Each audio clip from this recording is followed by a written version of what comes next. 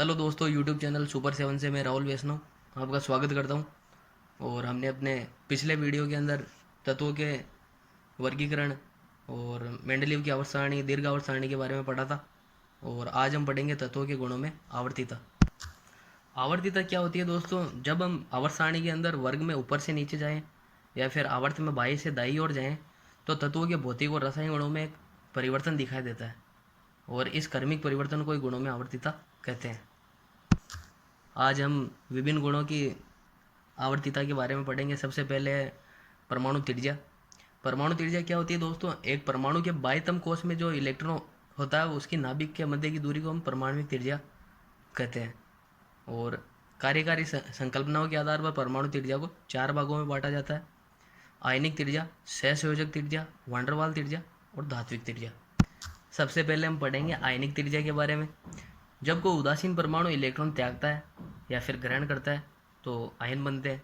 जब इलेक्ट्रॉन परमाणु को त्यागता है तो धनायन बनता है, क्योंकि जो ऋणात्मक आवेश है उसकी परमाणु में कमी होती है, जिससे आयन बनता है, ऋणायन बनता है, धनायन बनता है। और जब कोई परमाणु, उदासीन परमाणु इलेक्ट्रॉन को ग्रहण करता है तो ऋणायन बनता है। और इन धनायनों और ऋणायनों की त्रिज्या को आयनिक त्रिज्या कहते हैं।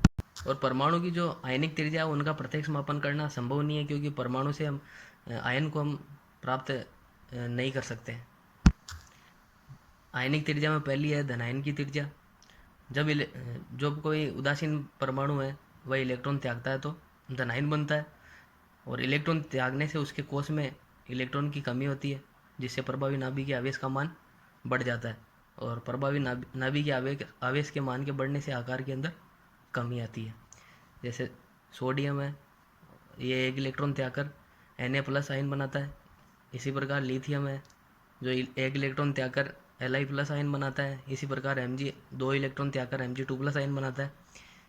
जब हम इनमें प्रोटॉन और इलेक्ट्रॉन की संख्या देखते हैं तो प्रोटॉन की संख्या तो सभी में समान है, लेकिन इलेक्ट्रॉन की संख्या है वो आयन बनने पर कम हो जाती है। और जैसे जैसे धनायन पर आवेश बढ़ता है उससे उसका आकार और छोटा हो जाता है।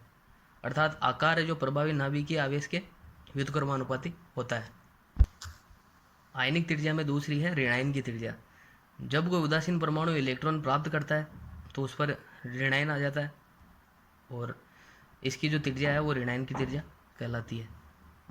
और जब उदासीन परमाणु इलेक्ट्रॉन ग्रहण करता है तो जो नाभिक में प्रोटॉन की जो संख्या होती है उसकी अपेक्षा में इलेक्ट्रॉन की संख्या बढ़ जाती है, और परस्पर इलेक्ट्रॉन प्रतिकर्षण में वर्गीकरण के कारण इलेक्ट्रॉन नंबर जो फैल जाता है और त्रिज्या बढ़ जाती है।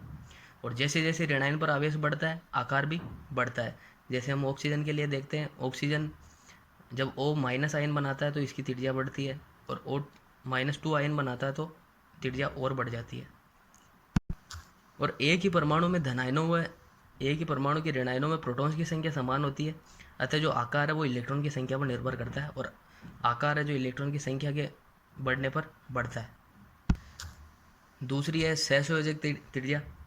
जब दो समनाभि के परमाणु एकल सहसंयोजक बंध से बंधे हो तो परमाणु में नाभिकों के बीच के अंतर्नाभिक की दूरी का आधा सहसंयोजक त्रिज्या कहलाता है।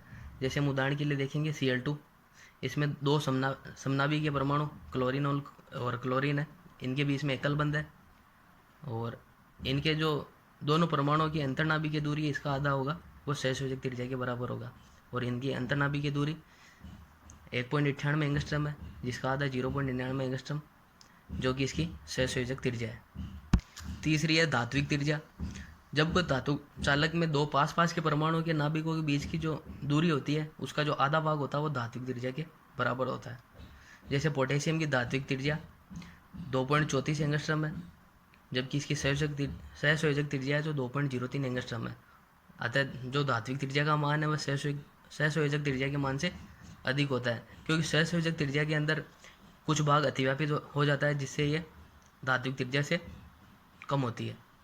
लेकिन धात्विक त्रिज्या का मान वांडरवाल त्रिज्या से कम होता है। अब हम पढ़ेंगे वांडरवाल त्रिज्या के बारे में। वांडरवाल त्रिज्या क्या आती है दोस्तों? दो समान अणुओं के जो पड़ोसी परमाणु हैं उनके अंतर्नाभिक दूरी के आधे भाग को हम वांडरवाल त्रिज्या कहते हैं। जैसे क्लोरीन तत्व की परमाणु की वांडरवाल त्रिज्या, अंतराणविक त्रिज्या 3.6 एंगस्ट्रम है, इसका आधा 1.8 एंगस्ट्रम होगा। अतः जो वांडरवाल त्रिज्या है उसका मान इसकी जो जो सहसंयोजक त्रिज्या इसके मान से अधिक होगा, क्योंकि क्लोरीन की जो सहसंयोजक त्रिज्या उसका मान 0.99 एंगस्ट्रम होता है, जो कि इसकी जो वांडरवाल त्रिज्या 1.8 एंगस्ट्रम इससे कम है। अतः परमाणु की जो वांडरवाल त्रिज्या का मान है वो धात्विक त्रिज्या से अधिक होता है, और धात्विक त्रिज्या का मान सहसंयोजक त्रिज्या से अधिक होता है। और वांडरवाल त्रिज्या का जो मान होता है वो इसकी भौतिक अवस्था पर निर्भर करता है। ठोस अवस्था के अंदर जो अणु होते हैं वो दूर दूर होते हैं, पास पास होते हैं, इसलिए इनकी वांडरवाल त्रिज्या निम्न होगी। जबकि गैसीय अवस्था के अंदर वांडरवाल त्रिज्या अधिक होगी, क्योंकि गैसीय अवस्था में जो अणु होते हैं उनके मध्य की दूरी भी अधिक होती है। और जो उत्कर्ष गैसें होती है, जो 18 वर्ग की जो भी गैसें हैं उन्हें हम उत्कर्ष गैसें कहते हैं, और इनके जो परमाणु हैं इनके मध्य कोई भी रासायनिक बंध नहीं पाया जाता है, सिर्फ केवल कमजोर वांडरवाल बंध ही पाया जाता है।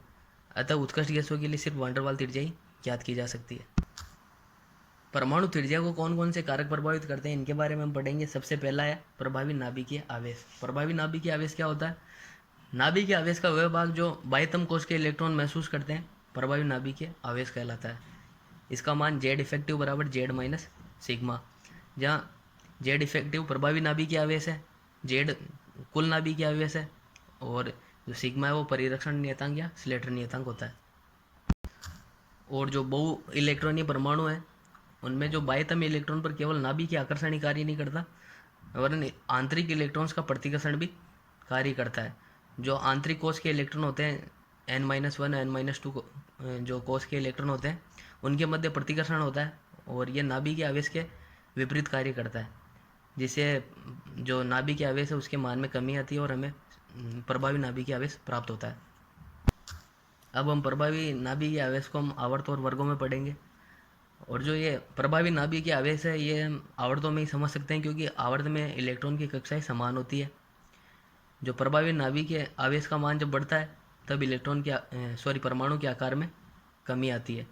जैसे lithium, beryllium, boron, carbon, nitrogen, oxygen, fluorine, इनके लिए जेड इफेक्टिव का मान 1.30, 1.95 इसी प्रकार बढ़ता रहता है। और प्रभावी नाभिकीय आवेश के बढ़ने के कारण जो परमाणु आकार है उसके अंदर कमी आती है। जब हम वर्गों में प्रभावी नाभिकीय आवेश का अध्ययन करते हैं तो ये इसका मान हम निकाल नहीं सकते, क्योंकि ये वर्गों में लगभग समान ही होता है। अतः जो जेड इफेक्टिव है वर्ग में प्रभावी नहीं होता है। दूसरा कारक है जो परमाणु त्रिज्या को प्रभावित करता है वह कक्षाओं की संख्या। और जो कक्षाओं की संख्या के द्वारा जो प्रभाव उत्पन्न होता है उसे हम सिर्फ वर्गों में ही देख सकते हैं, क्योंकि कक्षाओं की संख्या वर्गों में ही बढ़ती है, आवर्तों के अंदर नहीं बढ़ती है। जब कक्षाओं की संख्या बढ़ती है तो नए कोष जुड़ने से परमाणु के आकार में वृद्धि होती है। अतः आकार है जो कक्षाओं की संख्याओं के समानुपाती होता है। तीसरा कारक है जो परमाणु त्रिज्या को प्रभावित करता है वह है परिरक्षण प्रभाव या आवरण प्रभाव। परिरक्षण प्रभाव या आवरण प्रभाव क्या होता है दोस्तों? इसके लिए हम सबसे पहले जानते हैं नाभिकीय आकर्षण बल क्या है। नाभिक के अंदर जो प्रोटॉन होते हैं उनके कारण इलेक्ट्रॉन को अपनी ओर आकर्षित करता है और आकार को घटाता है। जो इसके कारण जो लगने वाला बल है वो नाभिकीय आकर्षण बल कहलाता है। और परिरक्षण प्रभाव क्या है? जो आंतरिक कोश के इलेक्ट्रॉन होते हैं n-1 या n-2 जो इनके इलेक्ट्रॉन होते हैं इनके मध्य जो प्रतिकर्षण बल होता है जो कि नाभिकीय आकर्षण बल के प्रभाव को कम करता है, और इसी प्रभाव को हम परिरक्षण प्रभाव कहते हैं। और जो परिरक्षण प्रभाव जब बढ़ता है तो आकार के अंदर भी वृद्धि होती है, अर्थात आकार परमाणु आकार होता है ये नाभिकीय आकर्षण बल के व्युत्क्रमानुपाती और परिरक्षण प्रभाव के समानुपाती होता है। और यदि परिरक्षण प्रभाव का मान नाभिकीय आकर्षण बल से कम हुआ तो आकार में कमी होगी। अतः स्केडियम से ये मैग्नीज है, इस यहाँ तक हम देखें तो आकार में कमी होती है, क्योंकि नाभिकीय आकर्षण बल होता है उसका मान परिरक्षण प्रभाव से अधिक होता है। और जब आकर्षण बल का मान परिरक्षण प्रभाव के बराबर हो तो आकार भी लगभग समान होता है। जैसे मैग्नीज, फेरस है, कोबाल्ट है, निकल है, इनके आकार लगभग समान होते हैं। और जब आकर्षण बल का मान परिरक्षण प्रभाव से कम हो तो आकार में वृद्धि होगी। जैसे कॉपर व जिंक का आकार बड़ा होता है, क्योंकि परिरक्षण प्रभाव का मान आकर्षण बल से अधिक होता है। चौथा कारक है जो परमाणु त्रिज्या को प्रभावित करता है वह बंधों की संख्या। सहसंयोजक त्रिज्या बंधों की संख्या पर निर्भर करती है। सहसंयोजक बंध की संख्या बढ़ने पर परमाणु त्रिज्या घटती है, क्योंकि अतिव्यापन का जो क्षेत्र है वो बंधों की संख्या बढ़ने के साथ साथ बढ़ता है। अतः परमाणु त्रिज्या है जो बंधों की संख्या की व्युत्क्रमानुपाती होती है। जैसे हम कार्बन कार्बन के मध्य अगर एकल बंध हो तो बंध ये जो सहसंयोजक त्रिज्या है वो 154 पिकोमीटर होगी, द्विबंध के समय 132 पिकोमीटर और त्रिबंध के समय 120 पिकोमीटर। और जो आंतरिक संक्रमण तत्वों की श्रेणी में हम बाएं से दाएं जाने पर तत्वों के परमाणु एवं आयनों की त्रिज्या में कमी आती है, और आकार की इस कमी को हम लेंथेनाइड संकुचन कहते हैं। तत्वों की आवर्तिता के अंदर हम जो दूसरा पॉइंट है उसके बारे में पढ़ेंगे, आयनन एंथैल्पी। आयनन एंथैल्पी क्या होती है दोस्तों? जब किसी परमाणु की गैसीय अवस्था में उपस्थित बाह्यतम इलेक्ट्रॉन को निकालने के लिए जो ऊर्जा की आवश्यकता होती है उसे हम आयनन ऊर्जा या आयनन विभव या फिर आयनन एंथैल्पी कहते हैं। और इसका मापन इलेक्ट्रॉन वोल्ट या किलो कैलोरी प्रति ग्राम परमाणु में होता है। जैसे कोई गैसीय परमाणु है ए, उसको ऊर्जा देकर हम इलेक्ट्रॉन का निष्कासन करते हैं तो ये ऊर्जा है ये आयनन एंथैल्पी के बराबर होती है। जब हम उदासीन परमाणु को ऊर्जा देकर इलेक्ट्रॉन का निष्कासन करते हैं तो इस प्रकार जो प्राप्त जो आवश्यक ऊर्जा है उसको हम प्रथम आयनन विभव कहते हैं। और जो यहाँ से जो हमें आयन प्राप्त होता है ए प्लस, अगर उससे हम एक और इलेक्ट्रॉन का उत्सर्जन करें तो उसके लिए जो आवश्यक ऊर्जा होती है वो द्वितीय आयनन विभव होती है। और इसी प्रकार जो A2 प्लस आयन है उससे हम अगर हम और इलेक्ट्रॉन निष्कासित करते हैं ऊर्जा देकर तो ये जो ऊर्जा का मान होगा ये तृतीय आयनन विभव के बराबर होगा। और जो ये तृतीय आयनन विभव है द्वितीय आयनन विभव से अधिक होता है, और द्वितीय आयनन विभव का मान प्रथम आयनन विभव से अधिक होता है। और अब हम पढ़ेंगे आयनन विभव को प्रभावित करने वाले कारकों के बारे में। सबसे पहला कारक है परमाणुीय आकार। आयनन विभव का मान नाभिक के आकर्षण बल के समानुपाती और आकार के व्युत्क्रमानुपाती होता है। जब हम आवर्त में बाएं से दाएं जाते हैं तो नाभिक के आकर्षण बल का मान बढ़ता है, अतः जो इलेक्ट्रॉन निष्कासन के लिए ऊर्जा है उसकी मात्रा भी बढ़ती जाती है। और वर्ग में ऊपर से नीचे जाने पर परमाणु आकार बढ़ता है जिससे आयनन विभव का मान घटता है। दूसरा कारक है प्रभावी नाभिकीय आवेश। जो प्रभावी नाभिकीय आवेश है उसका मान नाभिक के आकर्षण बल के बढ़ने पर बढ़ता है, अतः जब हम आवर्त में बाएं से दाएं जाते हैं तो प्रभावी नाभिक के आकर्षण बल जो प्रभावी नाभिकीय आवेश के मान के बढ़ने से बढ़ता है जिससे आयनन विभव का मान भी बढ़ता है। अतः आवर्त के अंदर बाएं से दाएं जाने पर जो प्रभावी नाभिकीय आवेश से बढ़ने से आयनन विभव का मान भी बढ़ेगा। तीसरा जो कारक है जो आयनन एंथैल्पी को प्रभावित करता है वह है कक्षकों का भेदन प्रभाव। भेदन प्रभाव क्या होता है दोस्तों? किसी कक्षक के केंद्र की ओर जाने की प्रवृत्ति को भेदन क्षमता कहते हैं। जो उपकोष होते हैं एस, पी और डी और एफ, जो इनके जो कक्षक होते हैं एस के अंदर एस कक्षक और पी उपकोष में P X, P Y, P Z, इस प्रकार तीन कक्षक, डी में 5 और एफ में जो 7 कक्षक होते हैं, इनकी जो केंद्र की ओर जाने की प्रवृत्ति होती है इसे हम भेदन क्षमता कहते हैं। और एक ही कक्षा के विभिन्न कक्षों की भेदन क्षमता निम्न क्रम में होती है। जो एस कक्षक है उसकी पी से ज़्यादा होती है, पी की डी से ज़्यादा और डी की एफ से ज़्यादा। अतः एस की भेदन क्षमता सबसे अधिक होने के कारण जो एस कक्षक है ये नाभिक के सबसे करीब होता है, पी उससे दूर, और इसी तरह डी और एफ उससे दूर होंगे। और अतः एस कक्षक का अंदर जो नाभिक के आकर्षण बल है यह अधिकतम होता है। जैसे हम देखते हैं बी जो 2s2 है वह बोरोन 2s2 है। इनमें जो बी का जो प्रथम आयनन विभव उसका मान अधिक होगा, क्योंकि जो इसमें से हम जो बेरिलियम है इससे जब हम इलेक्ट्रॉन का निष्कासन करेंगे जो 2s कक्षक से निकलेगी, जो इलेक्ट्रॉन है जो वो 2s कक्षक से निकलेगा, जबकि बोरोन में 2p कक्षक से।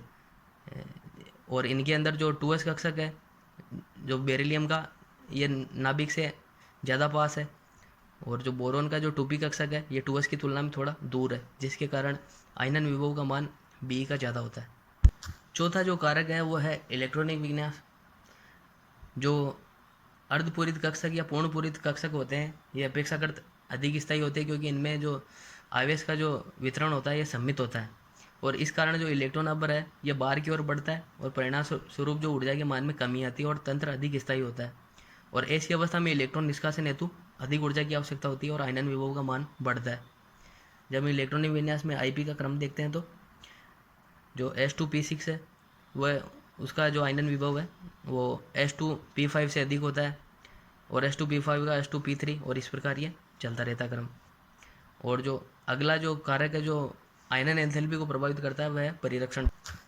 जो आयनन विभव है ये प्रभावी नाभिक के आकर्षण बल के समानुपाती होता है, और जो प्रभावी जो नाभिक के आकर्षण बल है यह परिरक्षण प्रभाव के व्युत्क्रमानुपाती होता है। अतः आंतरिक कोशों में इलेक्ट्रॉन की संख्या बढ़ने पर परिरक्षण प्रभाव बढ़ेगा, अतः नाभिक की आकर्षण घटेगा और आयनन एंथैल्पी का मान भी घटेगा। अतः वर्गों में हम जब ऊपर से नीचे जाते हैं तो आयनन एंथैल्पी का मान घटता है। अब हम आयनन एंथैल्पी के प्रयोग जो उपयोग होते हैं उनके बारे में पढ़ेंगे। सबसे पहला है क्रियाशीलता। आयनन एंथैल्पी के मान के द्वारा हम धातुओं की आपेक्षिक क्रियाशीलता बतला सकते हैं। जो आयनन एंथैल्पी है वो क्रियाशीलता के व्युत्क्रमानुपाती होती है। जब हम आवर्त में बाह्य से दाएं जाते हैं तो इलेक्ट्रॉन त्याग कर धनायन बनाने की प्रवृत्ति घटती जाती है, अतः आवर्त में क्रियाशीलता घटती है। और इसी कारण जो आवर्त के अंदर जो साड़ धातुएँ होती है उनका जो जो क्रियाशीलता होती है वो सबसे अधिक होती है, और इसी कारण ये प्रकृति में मुक्त रूप में पाई नहीं जाती है। और जो अक्रिय गैसें होती हैं उनके उच्च आयनन विभव के द्वारा इनकी अक्रियता की व्याख्या भी की जा सकती है। इनके उच्च आयनन विभव के कारण इनकी क्रियाशीलता निम्नतम होती है। दूसरा जो इसका आयनन एंथैल्पी का उपयोग है वह तत्वों के धात्विक गुणों के अध्ययन में होता है। जब धातु होती है जो इलेक्ट्रॉन त्याग कर धनायन बनाने की प्रवृत्ति रखती है तो इसे इसका धन विद्युतीय गुण कहते हैं। आयनन एंथैल्पी का मान ये धात्विक गुण के व्युत्क्रमानुपाती और विद्युत धनीय गुण के व्युत्क्रमानुपाती होता है। आयनन एंथैल्पी का मान आवर्त में बाह्य से दाएं जाने पर बढ़ता है, अतः धात्विक जो गुण होते हैं उनकी आवर्त में बाह्य से दाएं जाने पर कमी होती है। आयनन एंथैल्पी का तीसरा उपयोग है अपचायक सामर्थ्य याद करने में। तत्वों की अपचायक सामर्थ्य उसकी आयनन एंथैल्पी पर निर्भर करती है। जो अपचायक सामर्थ्य होती है जो आयनन एंथैल्पी के व्युत्क्रमानुपाती होती है। जब हम आवर्त में बाह्य से दाएं जाते हैं तो आयनन एंथैल्पी का मान बढ़ता है, जिससे अपचायक सामर्थ्य के मान में कमी आती है। इस प्रकार जो सार धातुएं होती है और जो सार मर्दा धातुएं होती है ये उच्च अपचायक सामर्थ्य वाली धातुएं होती है, क्योंकि इनकी जो आयनन एंथैल्पी का मान होता है ये कम होता है और ये प्रबल अपचायक के रूप में काम आती है। चौथा जो उपयोग है आयनन एंथैल्पी का वह तत्व की ऑक्सीकरण अवस्था वो और स्थायित्व को ज्ञात करने में होता है। यदि दो क्रमागत आयनन विभव का अंतर 16 इलेक्ट्रॉन वोल्ट से अधिक हो तो निम्न ऑक्सीकरण अवस्था स्थायी होगी, और किसी तत्व के दो क्रमागत आयनन एंथैल्पी में अंतर अगर 11 वोल्ट इलेक्ट्रॉन वोल्ट है या इससे कम हो तो तत्व ऑक्सीकरण अवस्था स्थायित्व उच्च ऑक्सीकरण अवस्था प्रदर्शित करता है और निम्न ऑक्सीकरण अवस्था प्रदर्शित नहीं करता है। पांचवा जो इसका उपयोग है वह बंध की प्रकृति ज्ञात करने में होता है। जो सार धातुएं होती है जो प्रथम वर्ग से बिलोंग करती है उनके आयनन विभव का मान अत्यंत कम होता है, अतः इनके धनायन बनाने की प्रवृत्ति प्रबल होती है और ये आयनिक बंध द्वारा आयनिक यौगिक बनाते हैं। और स्पष्ट है कि कम आयनन विभव वाली तत्वें जो होते हैं जो आयनिक बंध बनाती है, और उच्च आयनन विभव वाले जो तत्व होते हैं वो सहसंयोजक बंध बनाने की प्रवृत्ति रखते हैं। अब हम तत्वों की आवर्तिता में पढ़ेंगे इलेक्ट्रॉन लब्धि एंथैल्पी के बारे में। इलेक्ट्रॉन लब्धि एंथैल्पी क्या होती है दोस्तों? जब कोई गैसीय उदासीन गैसीय परमाणु होता है जो इलेक्ट्रॉन ग्रहण करता है तो इसमें एंथैल्पी में जो परिवर्तन होता है उसे हम इलेक्ट्रॉन लब्धि एंथैल्पी कहते हैं। जैसे कोई कोई गैसीय परमाणु है उसके अंदर हम इलेक्ट्रॉन अगर जोड़े तो ये जो उसका गैस विन्यास है उसको प्राप्त करता है और ऋणायन का निर्माण करता है और ऊर्जा को निष्कासन करता है। इस प्रकार जो अभिक्रिया प्राप्त होती है वो ऊष्माक्षेपीय अभिक्रिया होती है। 17वें वर्ग जो कि हेलोजन का वर्ग होता है, इसकी जो इलेक्ट्रॉन लब्धि एंथैल्पी है इसका मान अत्यधिक ऋणात्मक होता है और इस कारण से ये मात्र एक इलेक्ट्रॉन ग्रहण कर उत्कृष्ट गैस विन्यास प्राप्त करती है। जैसे कि जो हेलोजन से हम फ्लोरीन देखते हैं, जो ये अगर ये एक इलेक्ट्रॉन ग्रहण करे तो ये एक ऋणायन बनाती है और जो उत्कृष्ट गैस विन्यास प्राप्त कर लेती है। और जो इसकी जो ऊर्जा का मान है वह जो आयनन जो ये लब्धि एंथैल्पी है इलेक्ट्रॉन लब्धि एंथैल्पी उसका मान ऋणात्मक यानी -328 किलो जूल प्रति मोल होता है। जब हम ये जो ऋणात्मक आयन है इसके अंदर एक और इलेक्ट्रॉन जोड़ने की कोशिश करते हैं तो इसके लिए हमें ऊर्जा को देनी पड़ती है और इससे जो प्राप्त होगा वो X माइनस जो गैसीय परमाणु आयन प्राप्त होगा, और जो यह प्रक्रम होगा जो ऊष्मा शोषी होगा न कि ऊष्मा सेपी, क्योंकि जो उड़ने जो इसके अंदर जो जुड़ेगा जो इलेक्ट्रॉन है वो भी ऋणावेशित होता है और जिसे हम जोड़ रहे हैं वो भी ऋणावेशित आयन X माइनस आयन होता है और इनके मध्य प्रतिकर्षण होता है। अतः प्रक्रम के क्रियान्वयन के लिए हमें ऊर्जा इसको देनी पड़ती है। अतः जो द्वितीय इलेक्ट्रॉन लब्धि एंथैल्पी है इसका मान धनात्मक होता है। अब हम इलेक्ट्रॉन लब्धि एंथैल्पी को प्रभावित करने वाले कारकों के बारे में पढ़ेंगे। सबसे पहला है परमाणु आकार। किसी तत्व का परमाणु आकार जितना अधिक होगा, जुड़ने वाला इलेक्ट्रॉन नाभिक से उतना ही दूर होगा और इलेक्ट्रॉन लब्धि एंथैल्पी का मान कम हो जाएगा। अतः जो इलेक्ट्रॉन लब्धि एंथैल्पी है वह परमाणु आकार के व्युत्क्रमानुपाती होती है।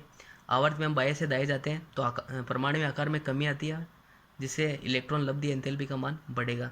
और जब हम वर्ग में ऊपर से नीचे जाते हैं तो नए कोष जुड़ने से परमाणु आकार बढ़ता है और इलेक्ट्रॉन लब्धि एंथैल्पी का मान घटता है। दूसरा जो कारक है जो इलेक्ट्रॉन लब्धि एंथैल्पी को जो प्रभावित करता है वह है प्रभावी नाभिकीय आवेश। इलेक्ट्रॉन लब्धि एंथैल्पी या प्रभावी नाभिकीय आवेश के समानुपाती होती है। किसी परमाणु के नाभिकीय आवेश का मान जितना अधिक होगा, उसका बाह्य इलेक्ट्रॉन के प्रति प्रतिकर्षण बल उतना ही अधिक होगा। फलतः अधिक ऊर्जा मुक्त होगी और इलेक्ट्रॉन लब्धि एंथैल्पी का मान भी बढ़ेगा। हम जब आवर्त में बाएं से दाएं जाते हैं तो नाभिकीय आवेश बढ़ता है और नाभिकीय आवेश के बढ़ने से इलेक्ट्रॉन लब्धि एंथैल्पी भी बढ़ती है। तीसरा जो कारक है वह है परिरक्षण प्रभाव। परिरक्षण प्रभाव इलेक्ट्रॉन लब्धि एंथैल्पी के व्युत्क्रमानुपाती होता है। यदि परमाणु के भीतरी जो कोष होते हैं n-1 या n-2 कोष, इनमें जो इलेक्ट्रॉन होंगे वे बाह्य इलेक्ट्रॉनों के जो नाभिकीय आकर्षण बल है उससे इसको बचाएंगे, क्योंकि इनके इलेक्ट्रॉनों आंतरिक कोष वाले इलेक्ट्रॉनों के मध्य प्रतिकर्षण होता है जो इसे नाभिकीय आकर्षण बल के विपरीत कार्य करता है और इससे जो प्रभाव उत्पन्न होता है उसे हम परिरक्षण प्रभाव कहते हैं, जिससे नाभिकीय आकर्षण बल का मान कम हो जाता है। फलतः इलेक्ट्रॉन लब्धि एंथैल्पी का मान भी कम हो जाएगा।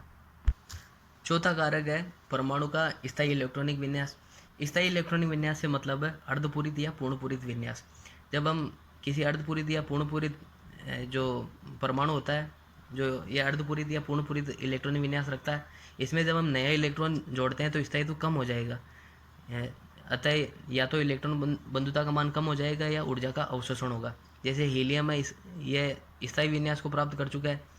जब हम इसके अंदर इलेक्ट्रॉन जोड़ते हैं तो इसके लिए हमें ऊर्जा इसको देनी पड़ती है और ये 1s2 2s1 विन्यास अस्थायी विन्यास को प्राप्त करता है और इसके लिए जो इलेक्ट्रॉन लब्धि एंथैल्पी है उसका मान धनात्मक होगा। अब हम इलेक्ट्रॉन लब्धि एंथैल्पी के उपयोगों के बारे में पढ़ेंगे। सबसे पहला उपयोग है अधातुओं की क्रियाशीलता। जो अधातुओं की क्रियाशीलता है वह इलेक्ट्रॉन लब्धि एंथैल्पी के समानुपाती होती है। जब हम आवर्त में बाएं से दाएं जाते हैं तो धातुओं की क्रियाशीलता बढ़ती है, क्योंकि इलेक्ट्रॉन लब्धि एंथैल्पी है उसका मान भी आवर्त में बाएं से दाएं जाने पर बढ़ता है और वर्ग में ऊपर से नीचे जाते हैं तो अधातुओं की क्रियाशीलता घटती है, क्योंकि जो इलेक्ट्रॉन लब्धि एंथैल्पी है उसका मान भी घटता है। दूसरा जो उपयोग है इलेक्ट्रॉन लब्धि एंथैल्पी का वह है बंध की प्रकृति ज्ञात करने में।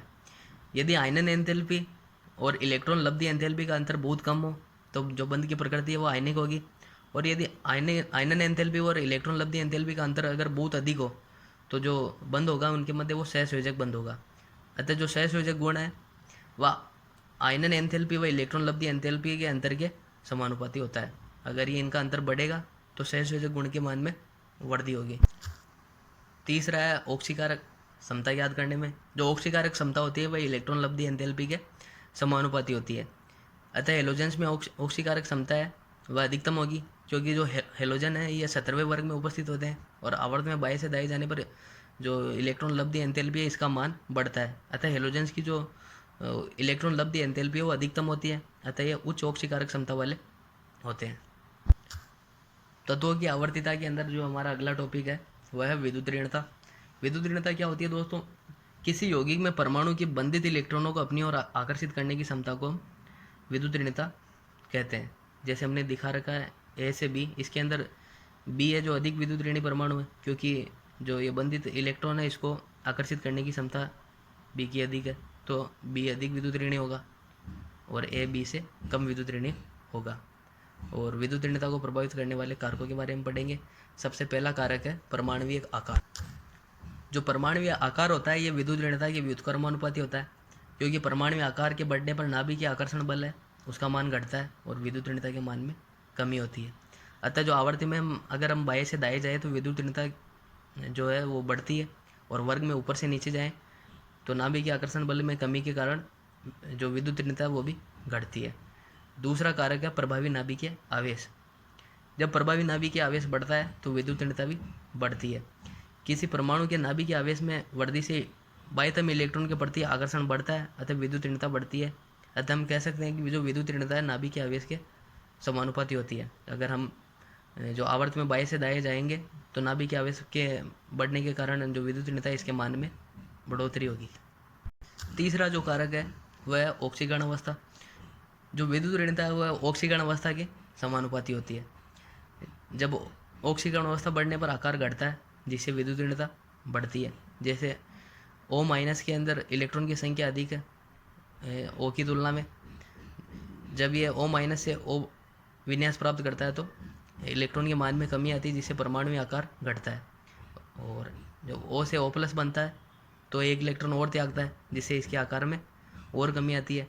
आकार में कमी के कारण जो विद्युत ऋणता है इसके मान में बढ़ोतरी होती है। अतः हम कह सकते हैं कि जो ऑक्सीकरण अवस्था है यह विद्युत ऋणता के समानुपाती होती है। चौथा कारक है जो विद्युत ऋणता को प्रभावित करता है वह है संकरण अवस्था। यदि किसी तत्व की अपने विभिन्न यौगिकों में संकरण अवस्था भिन्न भिन्न हो तो उस तत्व की विद्युत ऋणताएं भी भिन्न भिन्न होगी। जैसे BeS2, BS3 व CH4। इनमें जो केंद्रीय परमाणु है जो बेरिलियम है, बोरॉन और कार्बन है, इन पर जो संकरण अवस्था है वह निम्न प्रकार है। BeS2 में sp संकरण है और BS3 में sp2 और CH4 में sp3 संकरण। जब हम इनके अंदर s% गुण और p% गुणों को देखते हैं तो sp, sp2 और sp3 में संकरण में क्या होता है दोस्तों, s कक्षक और p कक्षक मिलकर जो नए समान ऊर्जा वाले कोष बनाते हैं, कक्षक बनाते हैं। जो नए कक्षक है उनकी संख्या जो ये s कक्षक और p कक्षक है इनके योग के कक्षकों की संख्या की समान होगी। एक s कक्षक और एक p कक्षक मिलकर दो समान ऊर्जा वाले कक्षक बनाते हैं। और इस प्रकार s और sp2 है उसमें 3 समान ऊर्जा वाले नए कक्षक बनेंगे, sp3 में 4 नए कक्षक बनेंगे। और हम इनके अंदर s% गुण और p% गुणों को देखें। sp के अंदर जो s% गुण है वो 50% है और p% गुण 50% है। और जो sp2 संकरण है उसके अंदर s% गुण 1/3 यानी 33% है। और जबकि p% गुण है जो 66.67% है। और sp3 संकरण में जो s% गुण है वह 25% है और p% गुण है जो 75% है। अतः जिस संकरित कक्षा में s% गुण अधिक होगा वह आकार में छोटा होगा क्योंकि s केंद्र के अधिक निकट होता है, अतः विद्युत ऋणता अधिक होती है।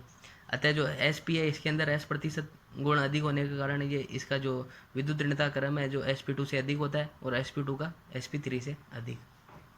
अब हम विद्युत ऋणता के उपयोगों के बारे में पढ़ेंगे। पहला है बंध की प्रकृति के बारे में जानने के लिए। अगर बंधित परमाणु की विद्युत ऋणता का अंतर अगर शून्य हो तो बंध शुद्ध सहसंयोजक होगा। जैसे Cl2 अणु है या Br2 अणु है, इनके दोनों जो परमाणु है इनके मध्य जो विद्युत ऋणता का अंतर है ये 0 है, अतः ये शुद्ध सहसंयोजक बंध होंगे। जबकि अगर असमान अगर परमाणु अगर जुड़े हो तो इनमें आयनिक गुण आ जाते हैं जिससे कि यह अगर इनका जो विद्युत ऋणता का अंतर अगर बढ़े तो आयनिक गुण भी बढ़ते हैं। और इसके लिए आयनिक गुणों के प्रतिशत का सूत्र है प्रतिशत आयनिक गुण बराबर 16 XA minus XB plus 3.5 into XA minus XB का स्क्वायर, जहाँ XA और XB है जो बंधित परमाणु है इनकी विद्युत ऋणताएं हैं। दूसरा इसका उपयोग है बंध सामर्थ्य ज्ञात करने में। किसी बंध AB में बंध सामर्थ्य होती है वह विद्युत ऋणताओं के अंतर के समानुपाती और आयनिक गुण के समानुपाती होती है, जहाँ XA व XB परमाणु A व B की विद्युत ऋणताएं हैं, अर्थात विद्युत ऋणता में अंतर के बढ़ने पर बंध सामर्थ्य भी बढ़ती है। तीसरा उपयोग है तत्व के धात्विक और अधात्विक गुण ज्ञात करने में। किसी तत्व की विद्युत ऋणता का मान कम होगा वह धातु होगा, यदि विद्युत ऋणता का मान अधिक होगा तो वह तत्व अधातु होगा। जब हम आवर्त सारणी में देखते हैं तो सबसे अधिक विद्युत ऋणी परमाणु है वो फ्लोरीन होता है और यह भी अधातु है, अर्थात हम कह सकते हैं कि विद्युत ऋणता का मान बढ़ने पर धात्विक गुणों में कमी होती है। अतः विद्युत ऋणता है जो धात्विक गुणों के व्युत्क्रमानुपाती होती है। अब हम पढ़ेंगे संयोजकता के बारे में। किसी तत्व की संयोजकता को किसी तत्व के एक परमाणु से सहयोग करने वाले हाइड्रोजन परमाणु की संख्या से सहयोग करने व ऑक्सीजन परमाणु की संख्या के आधे को उस तत्व की संयोजकता कहते हैं। वर्ग 18 के तत्वों की संयोजकता शून्य होती है, और जब हम एक आवर्त में बाएं से दाएं जाते हैं तो संयोजकता 1 से 4 तक बढ़ती है और फिर घटती है। और यदि अगर तत्व ऑक्सीजन से सहयोग करे तो संयोजकता 1 से 7 तक बढ़ती है। और जो डी ब्लॉक के तत्व लेंथेनाइड और एक्टिनाइड होते हैं, इनमें जो जो संयोजकता होती है उनके मान 1 से अधिक होते हैं, अतः इनको परिवर्ती संयोजकता भी कहते हैं। अब जो संयोजकता के स्थान पर ऑक्सीकरण अवस्था का प्रयोग किया जाता है, विद्युत ऋणता के अनुसार किसी तत्व का एक परमाणु दूसरे तत्व के परमाणु से जितनी संख्या में आवेश या इलेक्ट्रॉन ग्रहण करता है वह उसकी ऑक्सीकरण अवस्था कहलाती है। आज के लिए दोस्तों इतना ही, और हम अपने अगले वीडियो के अंदर रासायनिक आबंधन और आणविक संरचना के बारे में पढ़ेंगे।